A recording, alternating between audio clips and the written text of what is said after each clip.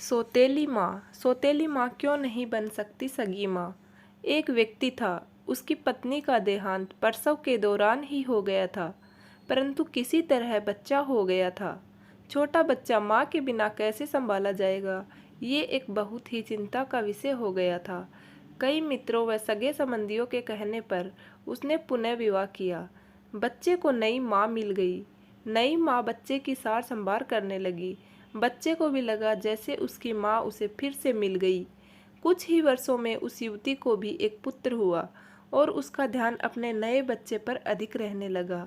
धीरे धीरे उसकी दृष्टि में दोष आने लगा और वो पक्षपात से ग्रसित हो गई। अब उसे लगने लगा कि इस घर का वारिस तो बड़ा लड़का है और संपत्ति पर भी अधिक हक उसी का है। उसे अपने पुत्र के भविष्य की बहुत चिंता रहने लगी। उसने अपने पति को समझा बुझा के राजी किया और बड़े लड़के की पढ़ाई लिखाई सब छुड़वा दी और घर के नौकर को भी हटा दिया तथा सब काम उसी लड़के से कराने लगी।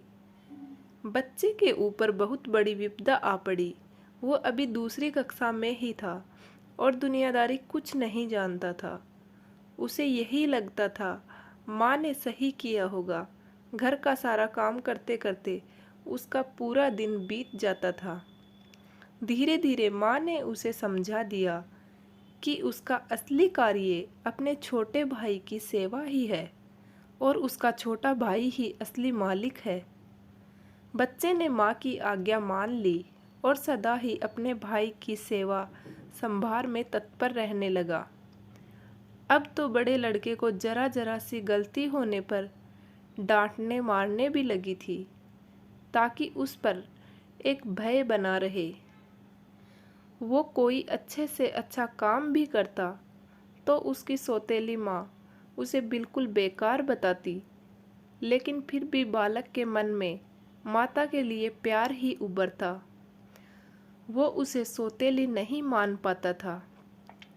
उस औरत ने घर के पूजा पाठ का जिम्मा भी उसी बच्चे को दे रखा था।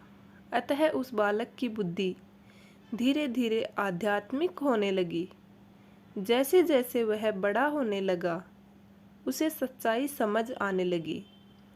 लेकिन वो अपना सब दुख भगवान से ही कहकर संतोष कर लेता था और उसका सारा दुख समाप्त हो जाता था।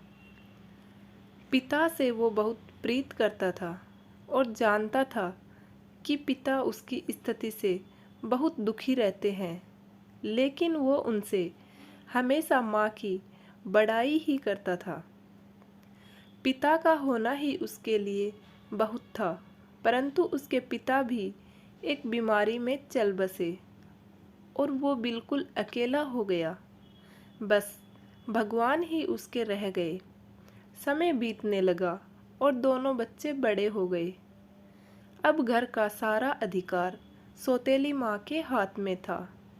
योजना के अनुसार बड़े बच्चे की शादी उस औरत ने बहुत ही गरीब घर में व अनपढ़ औरत से करी तथा अपने पुत्र की बहुत बड़े घर में वह पढ़ी लिखी युवती से करी।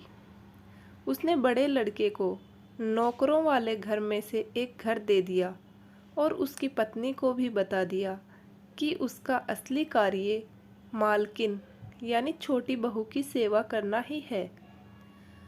छोटे लड़के के लिए उसने बहुत बड़ा भवन बनवाया था और स्वयं उसी में उन्हीं के सिवा साथ निवास करने लगी।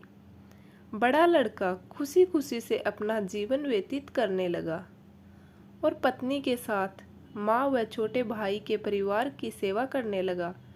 छोटे लड़के की स्त्री को उसकी माँ बहुत अखरती थी। उसे लगता था कि मालकिन उसे होना चाहिए। अब सास बीमार भी रहती थी और साथ में रहने के कारण रात बिरात सेवा उस छोटी बहू को ही करनी पड़ती थी, जो उसे बिल्कुल नापसंद था। एक दिन पता चला कि सास को छूत की बीमारी हो गई है। ये जानकर तो छोटी बहू और दूर दूर रहने लगी। उसकी आंखों में सांस खटकने लगी। उसने अपने पति से कह दिया कि इस घर में या तो वो रहेगी या उसकी माँ। छोटे लड़के पर अपनी पत्नी का जादू चढ़ा हुआ था।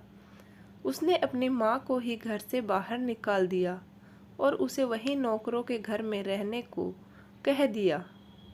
अब माँ भी वृद्ध हो गई थी और अचानक हुए इस घटनाक्रम से एकदम बदहवास हो गई। उसे अपने जीवन भर की पूंजी व्यर्थ जाती दिखी, तो वो अपने इस बेटे के ऊपर पूरी तरह से निर्भर थी। उसने सपने में भी ऐसा नहीं सोचा था। उसे लगने लगा कि अब उसकी सेवा कौन करेगा। उसने आत्महत्या करने का निर्णय ले लिया और गंगा जी में डूबने चल दी। बड़ा लड़का कहीं बाहर गया हुआ था और उसे कुछ पता नहीं था। वो एक घाट से गुजर रहा था। शोर सुना तो देखा कोई नदी में डूब रहा है। उसने भी छलांग लगा दी और जब बचा के लाया तो देखा कि ये तो उसकी ही सौतेली माँ है। जब सारी बात पता चली उसे, तो वह बहुत दुखी हुआ और अपने पत्नी व माँ के साथ घर त्याग दिया। वह दूसरे गांव में रहने लगा। उसने अपने पत्नी के साथ माँ की बहुत सेवा करी और वो ठीक हो गई। वो लोग अच्छे से जीवन बसर करने लगे। एक दिन उसकी माँ से बहू ने पूछा, माँ मुझे कुछ शिक्षा दे। तो सास की आंखों में आंसू भर आए। उसने मात्र इतना कहा कि बेटी, तुम्हारा पति तो भगवान के समान है, शिक्षा तुम्हें उससे ही लेनी चाहिए।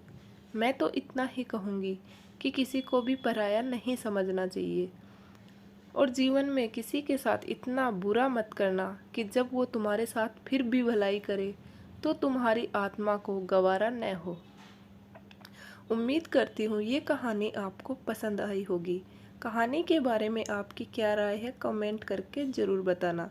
अगर कहानी पसंद आई हो तो वीडियो को लाइक करें और चैनल को सब्सक्राइब करें। पूरा वीडियो देखने के लिए आपका बहुत बहुत धन्यवाद।